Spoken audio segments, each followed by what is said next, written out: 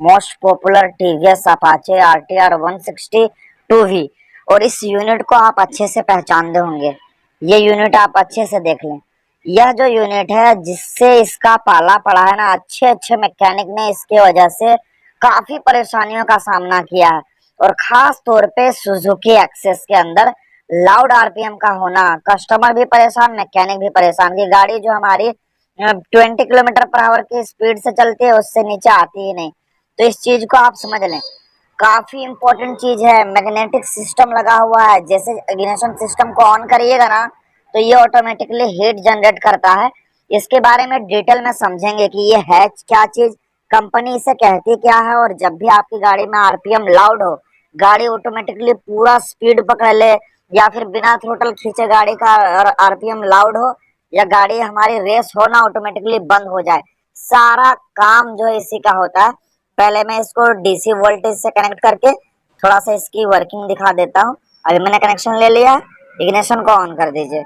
देखिए कनेक्शन लिया, ऑन कीजिए, ये देखिए क्लियर, एकदम अंदर की ओर चला गया। स्प्रिंग को एकदम तेजी से प्रेस कर दिया। अब इसके इग्निशन को ऑफ करिए, देखिए ये खुल भी सकता है। एकदम वर्किंग समझ में आ गया। यही सेम सिस्टम आपको एक्सेस के अंदर देखने को मिलेगा, बट उसका जो फ्लाइंग यहाँ पे सिस्टम लगा होता है ना, वो थोड़ा सा बड़ा होता है और उसका रोटेशन काफी तेज होता है। तो काम सभी का सेम है कि यूटी सेंसर जो लगा हुआ, ये इंजन ऑयल टेम्परेचर सेंसर, इससे यह सिग्नल लेके और इसकी जो है क्लोज और ओपनिंग का सिस्टम, ये जो हॉल है ना थ्रोटल बॉडी में, ये सारे मैकेनिज्म को वर्क करवाता है कि अगर इंजन काफी गर्म रहा तो इसे ऊपर की ओर भेज देगा और एयर ज्यादा जाने देगा। और इंजन अगर ठंडा रहेगा तो एयर को पूरी तरह से ब्लॉक करके सिर्फ के सिर्फ फ्यूल भेजेगा। क्लियर। तो चलिए मैं इसकी वर्किंग और टेस्टिंग बताता हूँ और टेस्टिंग को आपको समझाता हूँ। काफी इंपॉर्टेंट चीज है। जितनी भी गाड़ियों में आरपीएम लाउड होता है, सिर्फ के सिर्फ एक प्रॉब्लम का सोल्यूशन निकालें, आप उसके आईएससी वाल्व को चेक करें। कनेक्शन को जानने के लिए सबसे पहले वायरिंग को हम इसके डिस्कनेक्ट करते हैं और कपलर कनेक्शन को समझते हैं। उसके बाद फिर इसकी टेस्टिंग को समझेंगे, कैसे मल्टीमीटर से चेक किया जाता है कि आईएससी वाल्व सही है या नहीं। बट अगर आपके पास एक्सेस आती है हाई आरपीएम को लेकर, तो ना आपको टेस्टिंग करना है, ना आपको वर्किंग चेक करना है, डायरेक्ट बाईपास करना है। क्योंकि आप चाहे उसमें कुछ भी कर लें, आप नया सेंसर भी ऐड कर लें, सोल्यूशन मिलने वाला नहीं है। तो चलिए सबसे पहले वायरिंग को हम समझते हैं। अब देखें इसके अंदर 4 वायर है, 4 के चारों वायर का सीधा कनेक्शन एसीएम से है। यानी कब स्टार्टर स्टॉपर मोटर को क्लोज करना है, कब ओपन करना है ना, वो सारा चीज एसीएम डिसाइड। अब यहाँ से शुरू हो जाता है टेस्टिंग मेथड, एकदम आसानी से आप समझे। सबसे पहले आपके पास एक मल्टीमीटर होना चाहिए। जरूरी नहीं कि वो स्मार्ट हो, टच सेंसिटिव है।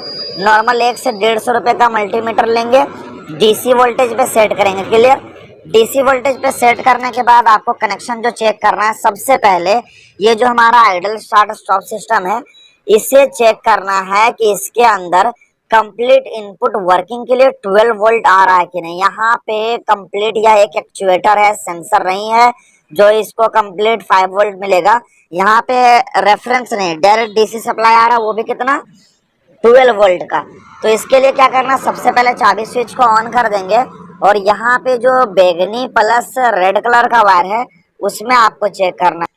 अब इसके अंदर क्या करेंगे, एक पतला सा प्रोब हमें ऐड कर देना है। याद रखें फर्स्ट वाले टर्मिनल में ऐड करना, जो इधर एकदम इधर शुरू से है। अभी इग्निशन ऑन करते हैं, जैसे मैंने कनेक्शन लिया तो इसके अंदर क्लियर जो रीडिंग देखने को मिल रहा है 11.4746 का फ्लक्चुएशन है। यानी इनपुट जो मिलना चाहिए वो सटीक मिल रहा है। क्लियर। बाकी जो इसके वायर हैं वो इसके सिग्नल के लिए हैं। अब ये चीज आपको जब पता चल जाए कि इसके अंदर इनपुट 12 वोल्ट आ रहा है, अब ये देखना पड़ेगा कि आपका ये जो आईएससी वाल्व है ये सही है या नहीं। तो इसे चेक करने के लिए मल्टीमीटर को कहाँ पे सेट करना है वो आप देख लें। आपको अगर इसका रीडिंग पता हो तो 200 ओम पे भी कर सकते हैं, या अगर कुछ भी पता नहीं हो तो एक स्मार्ट मल्टीमीटर रखें और उसे आप ऑटो मोड पे शिफ्ट कर दें।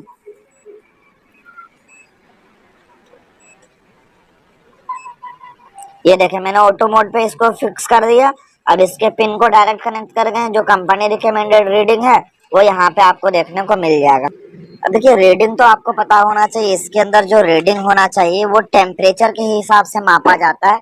20 डिग्री सेल्सियस पे अलग आएगा, 30 डिग्री सेल्सियस पे अलग आएगा, बट जो रीडिंग होना चाहिए वो अंदर 100 होना चाहिए। आप देखिए चेक कैसे करना है, तो इसके अंदर आप पिन देख लें, ये इस वाले पिन पे और दूसरे वाले पिन पे कनेक्ट करेंगे तो अंदर 100 रीडिंग होना चाहिए, और पिन 1 और पिन 2 पे कनेक्ट करेंगे तो 45 से 55 ओहम का रीडिंग होना चाहिए।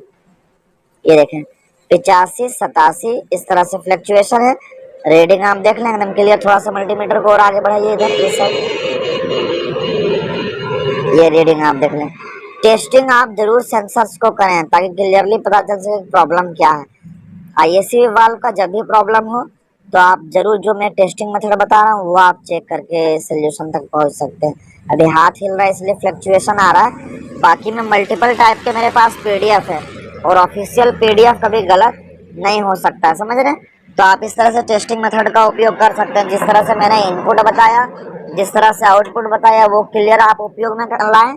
अब चलिए इससे मैं लगाता हूँ और डायरेक्ट स्टार्ट करके दिखाता हूँ कि आरपीएम का फ्लक्चुएशन होता है या नहीं। तो सबसे पहले एक स्प्रिंग इस तरह से ऐड करेंगे यहाँ पे।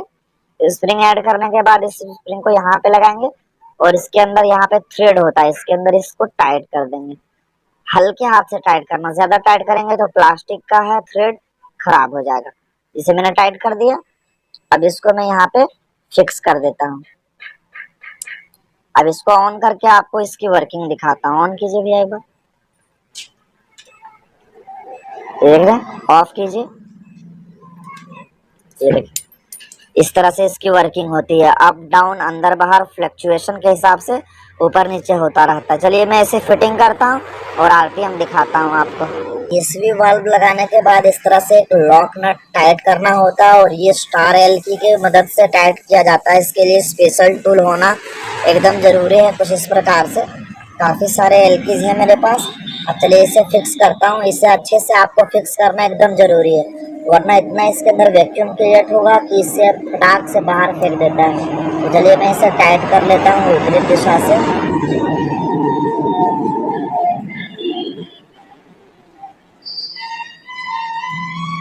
ऐसे इसको लगाएं और थोड़ा सा ये इस साइड घूम जाएगा।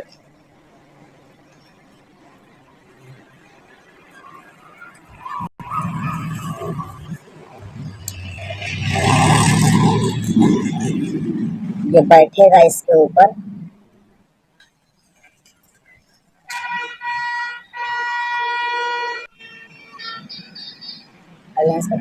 अब देखें ये जो है परफेक्ट एंगल में फिट हो चुका है। अब इसके ऊपर ये जो स्टार एलकी है इसे हम यहाँ पे टाइट कर देंगे। चलिए इसे टाइट करके डायरेक्ट स्टार्ट करके आरपीएम का फ्लक्चुएशन देखते हैं। अभी आप देखिए गाड़ी को स्टार्ट करने के बाद इसका आरपीएम कितना स्टेबल रहा। वो इसलिए रहा क्योंकि इसका फिटमेंट का तरीका मुझे एक्यूरेट पता है। जब भी इसे आप फिटिंग करें तो बंद गाड़ी में इसके आईएसवी को फिट करके फुल्ली टाइट ना करें। वो अगर करते हैं तो एक रॉन्ग मेथड है और उसमें आप फंस सकते हैं। इसे आप हल्के हाथों से पहले लगाएं, गाड़ी को स्टार्ट करें, प्लंजर ऑटोमेटिकली एडजस्ट हो जाएगा। और जब प्लंजर एडजस्ट हो जाए और उसके बाद गाड़ी आइडलिंग में हो जाए, जब आप इसके ऊपर के एलकी के बोल्ट को टाइट करें। पहले फिक्स करेंगे, पूरी तरह से इसको टाइट करेंगे, ये जाम पड़ जाएगा। अब गाड़ी को स्टार्ट करेंगे, स्टार्ट होगी ही नहीं क्योंकि फ्लक्चुएशन नहीं मिल रहा है ना। तो फ्लक्चुएशन आप पहले दिलवाएं, गाड़ी को स्टार्ट कर लें, प्लंजर सेट हो जाएगा अपनी जगह पर वो जो आइडलिंग सिस्टम। उसके बाद आप इसे टाइट करें, गाड़ी एकदम एक्यूरेट रहेगी। क्लियर। तो बंद गाड़ी में कभी भी आईएसवी वाल्व टाइट ना करें, गाड़ी को चालू कर